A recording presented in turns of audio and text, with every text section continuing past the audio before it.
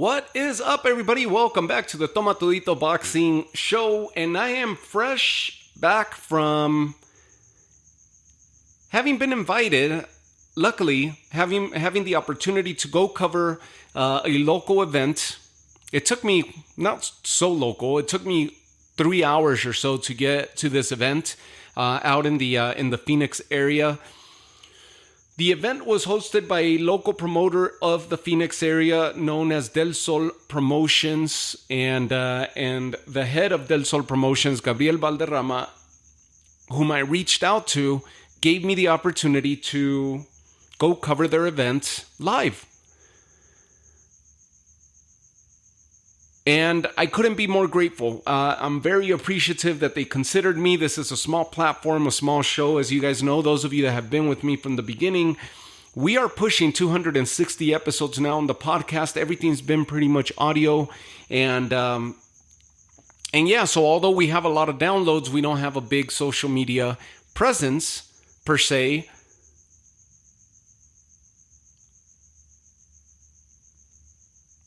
And for me to get the doors open, like Golden Boy has given me opportunities, Top Rank has given me opportunities, for this local promotion to give me opportunities, of course, they are bound to give the opportunities just like normal promotional companies to people that have bigger followings for the sake of bringing more attention to their promotional company.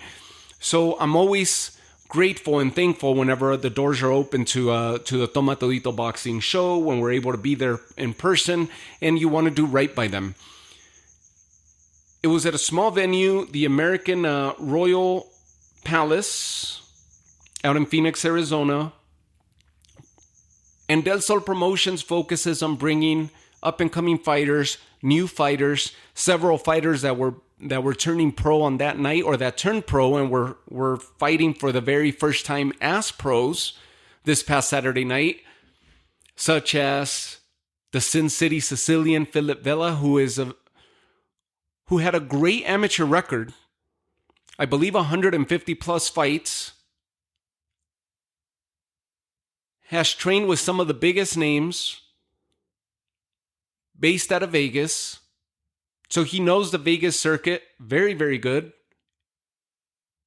Has trained around some of the biggest gyms in Vegas. Turned pro on Saturday night and was successful. He is now 1-0.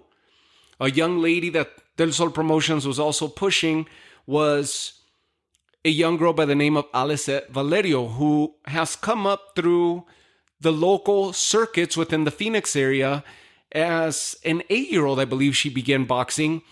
Almost reminded me of a Bam Rodriguez story when you look at his past, where he's a young kid with the big dreams, and this was Alicet Valerio, who was amassing titles and collecting titles and winning local tournaments during her amateur stint. Is 18 years old, turned pro, fought a Puerto Rican fighter, veteran fighter, and came away with the victory, 1-0. Her journey begins.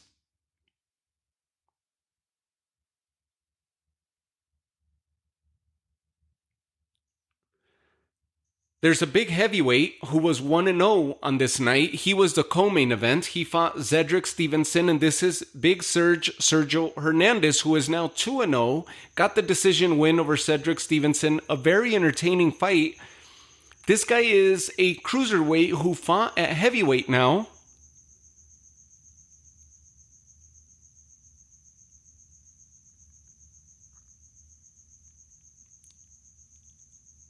Or maybe I got it backwards. I'm looking at his record right here. Yep, so he's a cruiserweight, and he fought a heavyweight fighter. 204 was his opponent, Stevenson. He came in at 199. His prior fight, he was 197.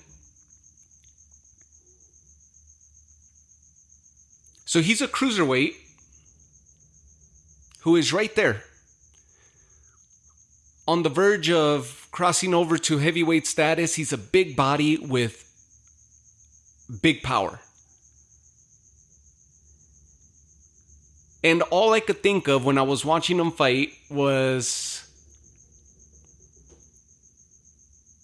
6 or 7 more fights,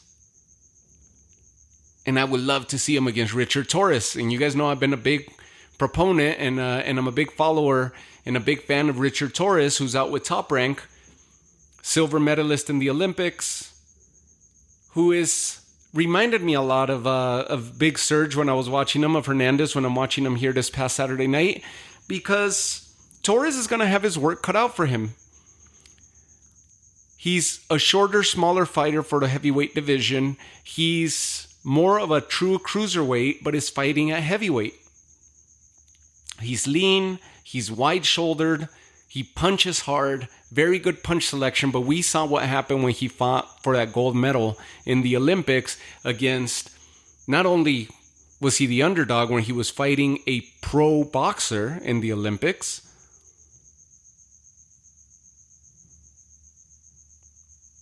but he was undersized and overpowered. And Big Surge reminded me of Richard Torres a lot, which I hope his trajectory continues in this way and he continues amassing some wins so we could see him in bigger showdowns and bigger fights. The cruiserweight and heavyweight division are at an all-time best moment right now, where the landscape is shaken up between those two. And just imagine if we have, in a few years' time, I would say go check him out. He's a very entertaining fighter, Sergio Hernandez, 2-0 now. I mean, just imagine in a couple years if we get Hernandez and Zurdo Ramirez at cruiserweight. If Ramirez remains campaigning at cruiserweight, he's a current champ there. A big Mexican showdown. And the headliner was a young fighter who I had the chance to talk to, Adrian Rodriguez, nicknamed Suavecito, who got the 9th victory of his career, undefeated fighter. He's just all action. He goes forward, presses the action, presses forward, loves to attack the body, and mixes punches. He's coming into his own, but has a lot of experience himself. And during the interview when I was talking to him, he's telling me about having spent nearly 8 years with USA Boxing. And the team that's out at the Olympics right now representing the U.S. national team, Team USA, he's trained and sparred and boxed alongside and with numerous fighters that are representing our country out in Paris as we speak.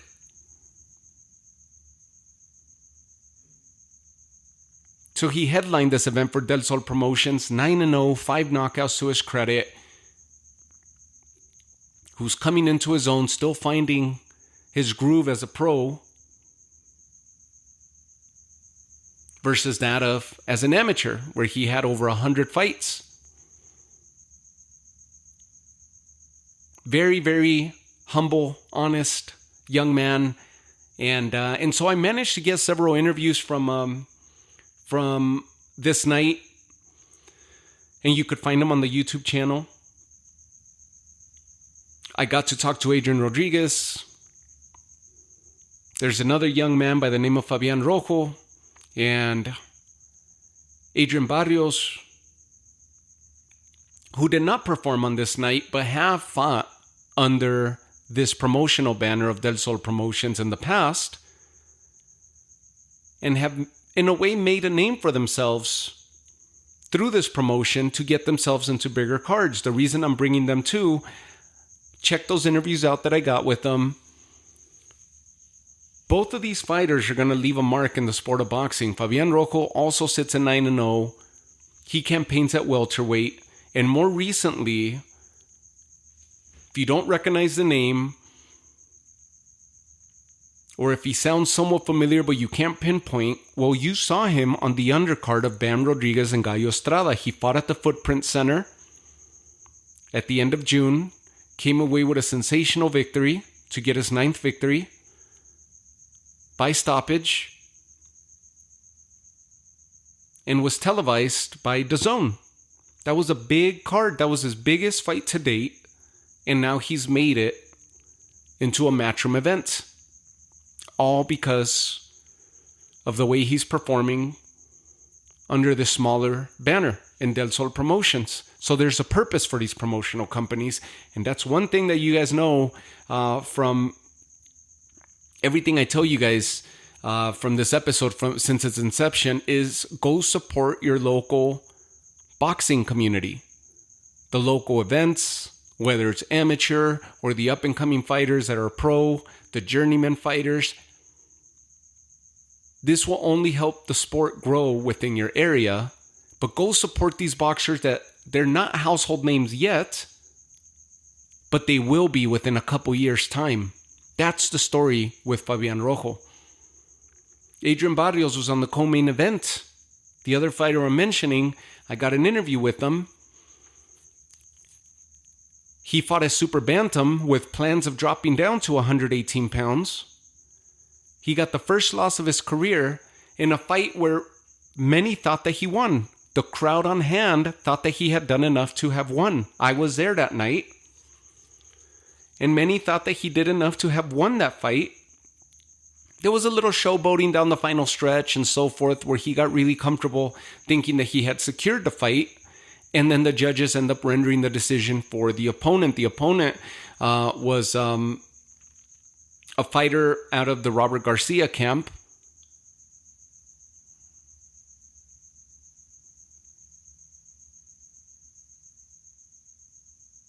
And sorry, it's not Adrian Barrios, it's Danny Barrios. I'm getting him and Adrian Rodriguez mixed up. So Danny Barrios got the first loss of his career, but he performs in such a way that he has a fan-friendly style, an entertaining style, and very, very good boxing pedigree that could pose a threat to just about anybody out there if he drops down to 118 pounds. And so during the interview, I asked him, imagine if we start getting Danny Barrios against disrupting the stranglehold that the Japanese fighters have in the 118 pound division, where they're dominating that division and all four champions are Japanese at the moment. I'm like, imagine if you go and you disrupt that, similar to what Bam Rodriguez did at 115. You go shake everything up right there, and he has a style that can do so, especially a style that can compete very well with the Japanese style of boxing. He's very elusive. He picks his punches very well. He's a stick and move with good footwork type fighter. Very entertaining. For Fabian Rojo, very heavy-handed, good footwork, likes to press forward, likes to eliminate his opponents. More of an action style fighter.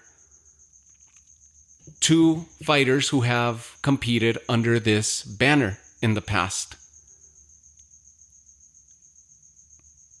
and are now finding themselves being called up to the bigger banners and the bigger promotional companies. That's the purpose behind this, and that's why I was so excited to go cover this event in person. And then other people that I got a chance to talk to were El Mono Jesus Ramos, who campaigns at 154. Remember, he's coming off that loss to Erickson Lubin. And he defeated Johan Gonzalez on the undercard of Canelo Munguia earlier this year to bounce back and get back in the win column. And you could check out that interview that I posted on there. It's actually I got lucky to have run into him again. This is a run back because you guys heard me a few episodes back where I said that I basically trashed that interview. I couldn't salvage the interview. I end up running into him at the Bam Gallo fight out at the Footprint Center in Phoenix, late June. No equipment. I'm just there to enjoy the fights, enjoy the evening. But when I saw him, I took the chance. And the interview was recorded on a cell phone. And it was so loud in that arena that the sound just, it was as poor quality as you could ever imagine. And you couldn't even tell what the conversation was because there was so much background noise that the cell phone recording could not pick up. and could not pick up the conversation. And no matter what I tried to do to salvage that interview and post it up there for you, you guys know that I was very apologetic a few episodes ago, and I basically lost that opportunity. So lo and behold, I lucked out that he actually attended this event. A stablemate of the heavyweight cruiserweight fighter that I'm mentioning to you, and Sergio Hernandez. And he was there to support his stablemate. And I got a chance to make up that interview and talk to him. And so you could check that out as well on the YouTube channel. And he's got plans of returning hopefully around October, where hopefully we'll see him again in action prior to closing out this calendar year. Sulam Rubina, also roaming around the venue, a big advocate for Arizona boxing, a big spokesperson and a big supporter of Arizona boxing, especially the Phoenix boxing circuit. And she was there on hand, supporting and greeting and cheering the fighters on and meeting with the fighters. And it's great. Someone who's accomplished as much as Sulam Rubina has, not just during her amateur days, also as a pro, has been in some decent fights, has challenged for the world title, and she's there as a big proponent of the up-and-coming fighters, and a big advocate and a big spokesperson for these up-and-coming fighters who are set to do great things within the sport of boxing in just a few years' time. These guys are lining themselves up to have some big, big fights coming up soon. Danny Barrios, I think, is leading the charge out of these fighters. Fabian Rojo's right there. And then, well, Jesus Mono Ramos, he's there supporting. But, man, these are big names that are watching ringside. And I'm lucky enough to have gotten the conversation with them. PBC fighter who is looking to return in October, hopefully, if everything lines up for him and he gets a fight. But look at what's going on within the super welterweight division with Crawford Madrimov coming up, Boachuk Virgil Ortiz. You got Jermel Charlo saying he's returning. Brian Castaño says he's returning. You got Tim Tszyu and Sebastian Fundora and Errol Spence are going to be getting in a showdown if that fight still happens. I mean, Erickson Lubin is there if he's able to run it back against them. He's in a stacked division right now where he's just one win away from getting a world title shot. And then lastly, one of the other people that I ran into who was just there minding his business, just there to watch local boxing, and I was lucky enough to have run into him, is this young phenom by the name of Elijah Garcia. And I know you guys know who I'm talking about. He was last seen on the undercard of Tank and Frank Martin. He fought Kyron Davis. Didn't come away with the win. Kyron Davis ends up getting the decision win. Remember, Elijah was plagued with health issues in their initial showdown between him and Kyron earlier in the year. Then the fight ends up happening on the undercard of Tank and Frank, and he ends up having some weight issues again. He talks to me about it on the interview. Go check that interview out. And he talks about it, very honest, very humble, and very, very direct as to what his boxing plans are, or what his plans are for within the sport of boxing and post-boxing life. Very business-minded, and it completely caught me off guard to hear a 21-year-old young man to have the thought process that he has. Usually it's all fun and games and they're enjoying the life and this and that. He is so driven by legacy, by family, and so in tune with what he wants to do in life that he's utilizing boxing as a vehicle to get him to accomplish those goals. Very direct, very honest, very humble, and very straightforward. No BS, no games, just very, very, very good head on his shoulders good conversationalist, easy to talk to. You'll enjoy that interview. Go check that interview out. I got surprised that he was there, and I'm a big fan of his. And I can't wait to see what he wants. He's looking to get back in the ring, hopefully similar to Jesus Ramos, hopefully prior to the end of the year. Get back into the win column and either try to run it back with Kyron Davis. But one thing that he did mention is that he's keeping tabs on what's going on with the co-main event to the newly announced or recently announced fight in September between Canelo and Edgar Berlanga, which I still can't believe that got signed. But the co-main event is Erislandy Lara, who's a WBA middleweight champ, fighting Danny Garcia. So this is an unranked fighter at middleweight, and Danny Garcia, who's getting a title shot. A lot of it obviously has to do because of his resume and what he's done within the sport of boxing, multi-division champion in Danny Garcia, as is Erislandy Lara. Lara is on the back end of his career already. So this is going to be a very entertaining fight. We'll see what Danny Garcia looks like at middleweight, but you know that he's always in to give everybody a good fight. And that was the case against Errol Spence and everybody else that he's faced in his decorated resume. So Elijah Garcia is keeping tabs on that fight because that's the title he's after, the WBO middleweight or WBA middleweight title. He's very clear about that. And it was such a great conversation that I had with him. For Mono, I can't wait to see how he comes back. Trains out of his father's gym in Casa Grande, Arizona. His uncle's there, Abel Ramos as well, who also competes. And I can't wait to see what he does because it's such a stacked division that within a few days' time, Crawford Madrimov everybody's pending on this Crawford victory or defeat because he still has somewhat of a stranglehold on the welterweight division after having unified that division. A fight that awaits him there, should he not be successful in this fight with Madrimov, then everybody's calling for that Boots and Crawford fight.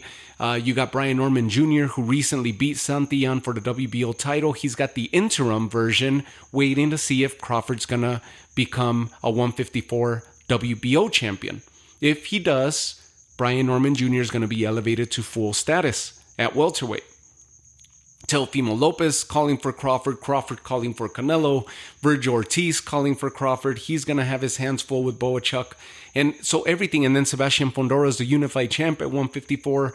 Charlo coming back, trying to get his throne back. Jesus Ramos has his work cut out for him, but what a fun time for that super welterweight division and how it's lining up with the amount of opposition that's currently present there. And so a lot of good fights, a lot of big fights that could be made in that division. And Jesus Ramos is always one to perform very well. He's just one performance away from getting himself into a world title fight. I really believe that. As is Elijah Garcia. He needs to bounce back. These are two big PBC fighters, two big fighters within their respective divisions that are just one big fight away and one great performance away from getting into a world title fight. So go check out those interviews when you get a free minute. Go to the YouTube channel and you could check out those recent interviews. I just uploaded them earlier in the week. And yes, there is a purpose. Go support your local promotional companies, regardless of where you're at around the world or within the country. Del Sol Boxing Promotions and Gabriel Balderrama doing some amazing things. This is the 8th event that Del Sol Promotions has put on from the research that I managed to gather. The 8th event and some sure shot big names that are going to come out of this promotional banner and that you will be seeing in bigger fights, pay-per-view events in the coming years.